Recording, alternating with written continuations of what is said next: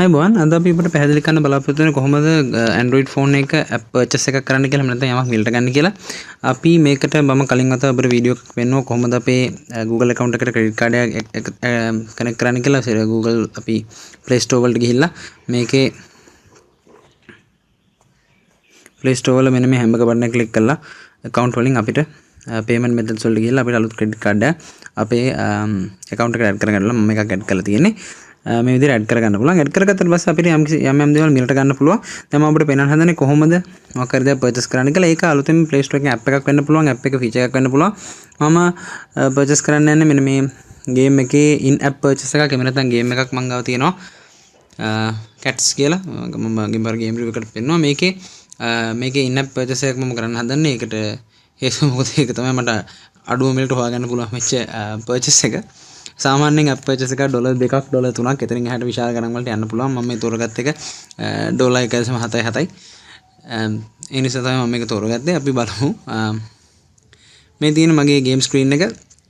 මේකේ අපිට විවිධ features සල්ලි වලට ගන්න පුළුවන්. දැන් මම මෙන්න මේ plus icon එක click කරලා මේකේ දැන් අපිට පේනවා විවිධ ආකාරයේ දේවල් මට purchase කරන්න පුළුවන් $2 3ට.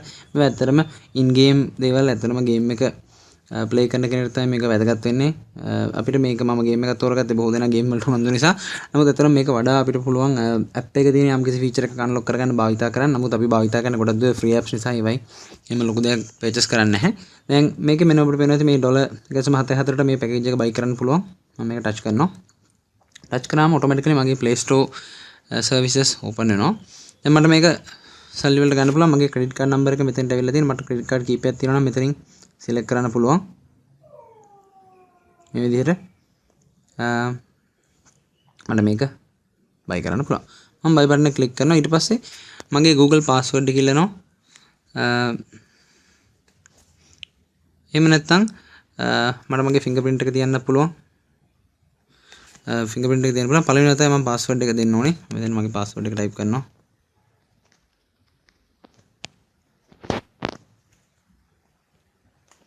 මේ විදිහට type කළා මම මේක confirm කරනවා.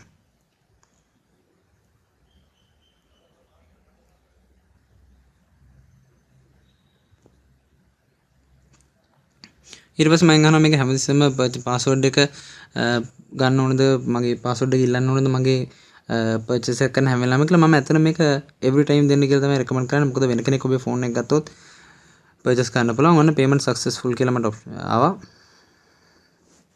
දැන් අපිට පේනවා ඇති මට purchase thanks for the purchase කියලා option එක ඇවිල්ලා තියෙනවා. දැන් අපිට වෙනවා ඇති ඒ feature එක මට game එකේ unlock වුණා මේ විදිහට.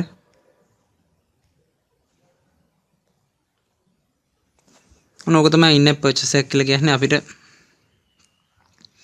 කැමති දෙයක් මේ විදිහට game එකෙන් purchase කරන්න පුළුවන්. ඊටාම සරලයි. ඊට පස්සේ අපිට ඔන්න මගේ bank එකෙන් information මගේ account එකෙන් යම් කිසි මුදල් ප්‍රමාණයක් ඩිඩක්ට් වුණා කියලා අපිට පේනවා ඇති. $1.74ක් ඩිඩක්ට් වෙලා කියලා මට SMS එකක් ආවා. ඒක මගේ bank එකේ තියෙන feature එකක්. ඉතින් මෙන්න මේ විදිහට අපිට apps වල games වල වගේ දේවල් වල අතිරේක features unlock කරගන්න අතිරේක features අපිට කරන්න අපිට පුළුවන් in app purchase භාවිතා කරන්න. මේකට credit card එකක් ඔබේ account එකට add කරලා තියෙනවා. මම මේක කලින් වීඩියෝ එක පැහැදිලි කරා.